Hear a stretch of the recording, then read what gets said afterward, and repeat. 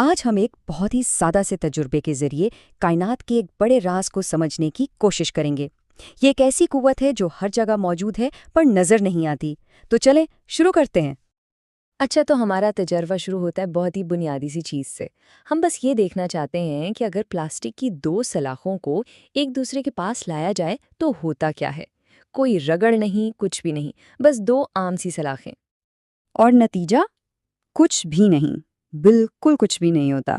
جب تک ہم ان سلاخوں کے ساتھ کچھ نہ کریں، یہ ایک دوسرے پر کوئی خاص اثر نہیں ڈالتی۔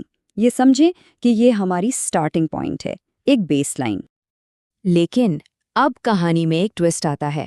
اب ہم اس میں شامل کریں گے تھوڑی سی رگڑ، اور یہیں سے سارا معاملہ دلچسپ ہونا شروع ہو جاتا ہے، اور ہمیں کچھ بہت ہی غیر معمولی دیکھنے کو ملتا ہے۔ تو اب دیکھیں، اون سے رگڑنے کے فوراً بعد وہی دو پلاسٹک کی سلاخیں اب ایک دوسرے کو پرے دھکیل رہی ہیں۔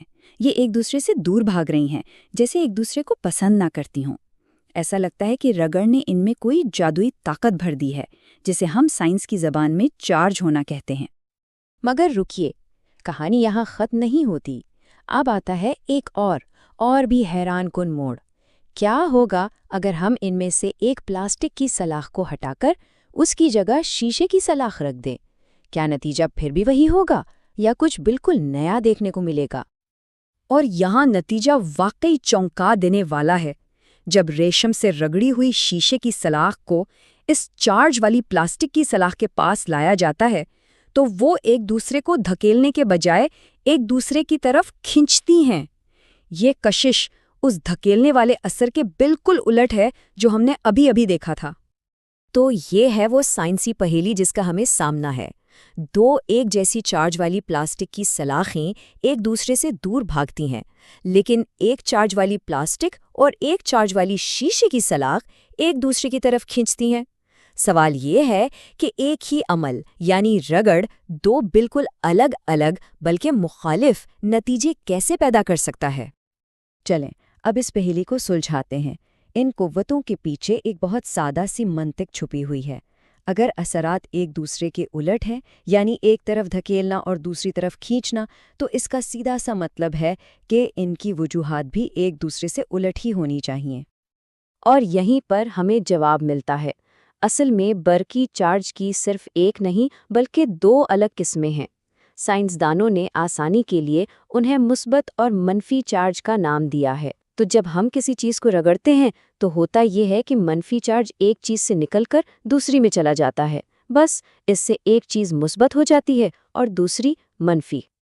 اور یہ ایک چھوٹا سا اصول ہمارے پورے تجربے کی وضاحت کر دیتا ہے۔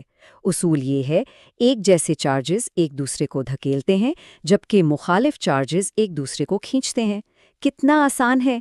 پلاسٹک کی دونوں سلاخوں پر ایک ہی قسم کا یعنی منفی چارج تھا، اس لیے وہ ایک دوسرے سے دور بھاگ رہی تھیں، لیکن پلاسٹک اور شیشے پر الگ الگ یعنی مخالف چارجز تھے، جس کی وجہ سے ان میں کشش پیدا ہو گئی۔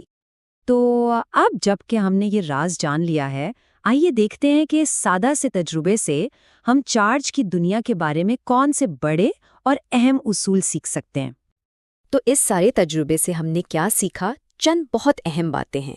پہلی تو یہ کہ چارج مادے کی ایک بنیادی خصوصیت ہے۔ دوسری یہ کہ رگڑ سے دو الگ قسم کے چارج پیدا ہو سکتے ہیں۔ تیسری اور چوتھی بات تو اب ہمیں بالکل واضح ہیں۔ ایک جیسے چارجز ہمیشہ ایک دوسرے کو دھکیلتے ہیں اور مخالف چارجز ہمیشہ کھینچتے ہیں۔ لیکن یہ آخری نقطہ سب سے زیادہ دلچسپ ہے اور سوچنے پر مجبور کرتا ہے۔ وہ یہ کہ کسی جسم پر چارج کو پرکھنے کا واحد اصلی ٹیسٹ دفع کی قوت ہے، کشش نہیں۔ اسی آخری نقطے پر ذرا اور غور کریں۔ کسی جسم پر چارج کی موجودگی کا واحد قابل اعتماد اشارہ دفع کی قوت ہے۔ یہ بات تھوڑی عجیب لگتی ہے نا؟ کشش کیوں نہیں؟ آخر کشش کی قوت بھی تو ہم نے اپنی آنکھوں سے دیکھی۔ اور یہی بات ہمیں ہمارے آخری اور سب سے اہم سوال کی طرف لے جاتی ہے۔ تو سوال یہ ہے کہ اگر کشش ایک چارج والی چیز اور ایک بغیر چارج والی چیز کے درمیان بھی ہو سکتی ہے، تو پھر سائنسدان یہ کیوں کہتے ہیں کہ صرف دفع کی قوت یعنی ریپلشن ہی چارج کا اصلی اور حتمی ٹیسٹ ہے؟ اس سوال پر ضرور سوچے گا، کیونکہ اس کا جواب ہمیں الیکٹرک فورسز کی دنیا کے ایک اور بھی گہرے راستے ملواتا ہے۔